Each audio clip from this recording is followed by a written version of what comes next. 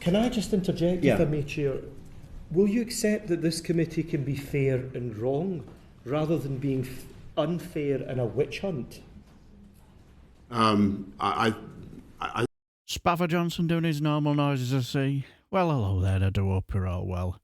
I'll do worry this will be the last one of our spaffer Boris Johnson in his Privilege Commitee meetings about partygate, where Tory MP for Broxbourne Sir Charles Walker wanted to talk about housekeeping matters and, more importantly, the nonsense of his fans and this apparent Kangaroo Court, where fellow Tory Alberto Costa came up with that very interesting statement. Mr Johnson, housekeeping matters. You're a parliamentarian, I'm a parliamentarian, so we do have a duty to Parliament. There's been a lot of noises of hue and cry about the legitimacy of this inquiry, which I do think we need to address. You sort of alluded to it in your opening statement. I'll just give you an example of an organisation that claims to have your interests at heart. It's called Conservative Post. In a recent article published on its website on the 12th of March, it stated, this was the headline, revealed the Privileges Committee's Great British Stitch-Up of Boris. And the sentence is, so when Labour proposed referring Boris Johnson to the Privileges Committee for misleading Parliament, many Conservative MPs didn't oppose it. Now, I just want to park that for a second and take you back about 11 months before that. On the 21st of April, when your case was referred to the Privileges Committee, the government minister, the Right Honourable Michael Ellis QC, the then Minister for the Cabinet Office and Paymaster General, said the following in winding up. The government recognised the seriousness of the issue under consideration. Let me say at the outset that the Prime Minister has always been clear that he is happy to face whatever inquiries Parliament sees fit to hold. He is happy for the House to decide how it wishes to proceed today.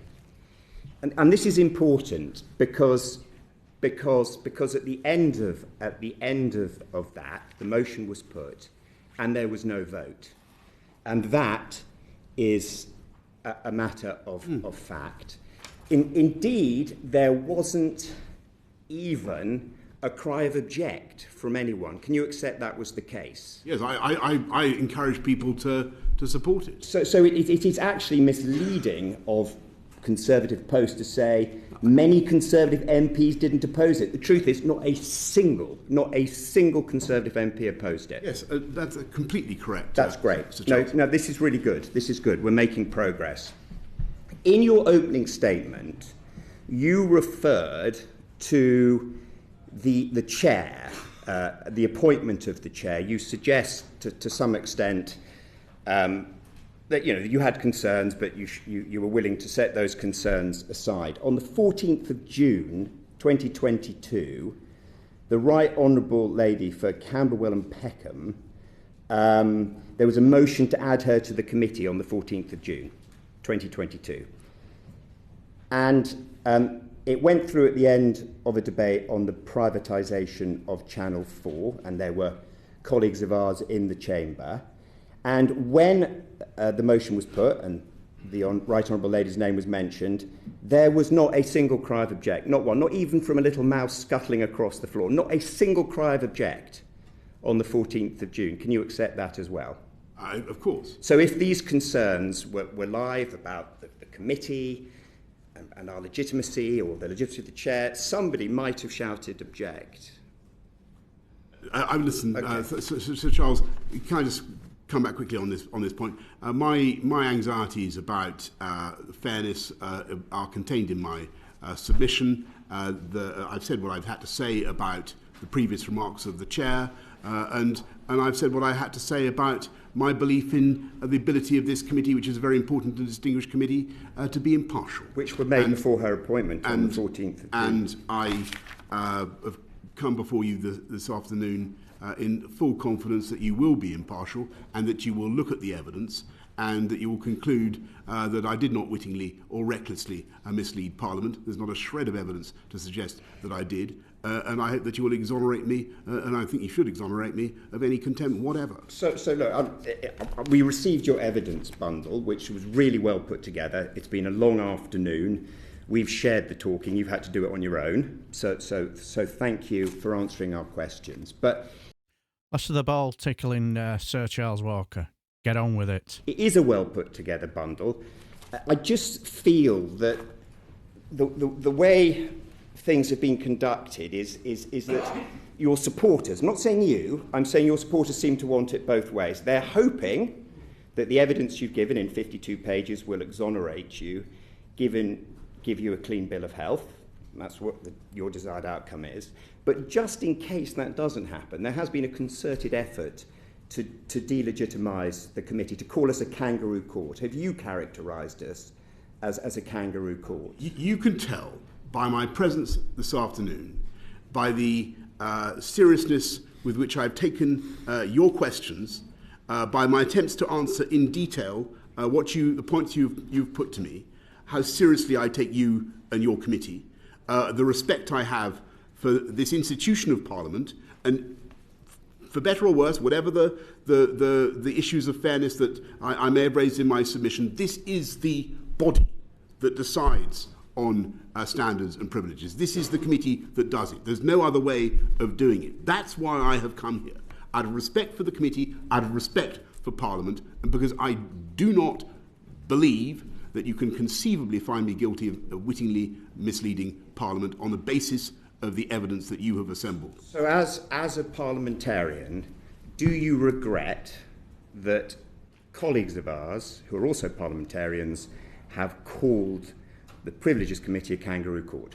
I don't want anybody to cause any colleague any. There should be no intimidation, or there should be no attempt to bully any colleague in any matter whatever. Or is that a yes or a no? Yes. But you regret that they. Sorry, I'm not. Because I regret it. I'm not. As a parliamentarian, do you regret it? My questions of fairness are well documented in my submission.